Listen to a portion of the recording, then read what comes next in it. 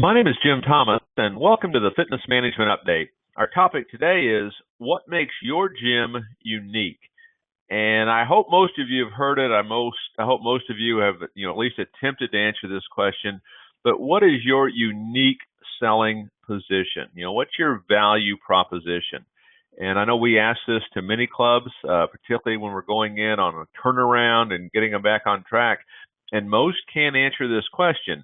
They'll answer with certain things, but nothing that really makes them unique or makes them stand out. It's more of really what everybody else is doing. So the first question we want to pose to you here is what makes you exceptional? At your gym, what do you do that is absolutely exceptional? Another way to look at this is, what is the weakness of your competition? Making sure you can fill those gaps, where they're weak. This could be a place where, you can potentially be strong. One of the things that you want to remember is that, your people, your members, your prospects, your guests, they will pay for the experience. And, the best example we can give you there is simply Starbucks. I mean, they're selling coffee. People are buying that experience is what they want. When you're looking at what makes you unique, do not underestimate, the value of attitude, of winning attitude. And actually the opposite, if you have negativity in there, well, that's about the most cancerous thing you can have. You want to get that out. Know that people will pay more for entertainment than education.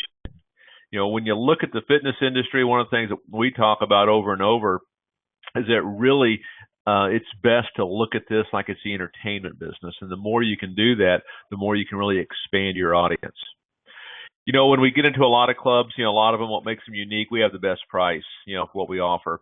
And here's what you want to know. Your customers, your prospects, what they're seeking is the best solution to their problem, not the best price, and making sure that we're providing that best solution.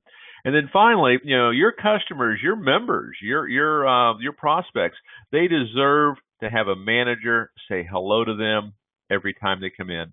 One of the things that we see is too many managers and even salespeople, they get tied to that office, they get tied to that desk.